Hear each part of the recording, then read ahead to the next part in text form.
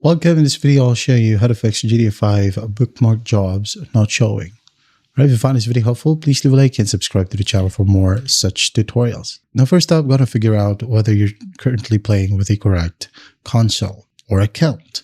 So, again, for example, right here under our social club account, I don't have any data from these consoles, but I do have data from PC.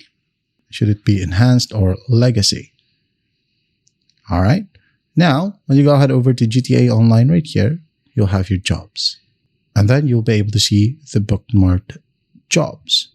So once that's cleared, you can now go ahead and open up your game or GTA Online. Now, once you're in here in the game, just press the menu button, go to Online, and then go to find a new session, right? So click on it.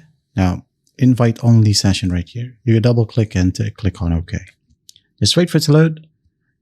And then once it loads, you should be able to see your bookmarked jobs in this section. All right. Or it should load normally. You don't have to quit the game. You don't have to reopen it again.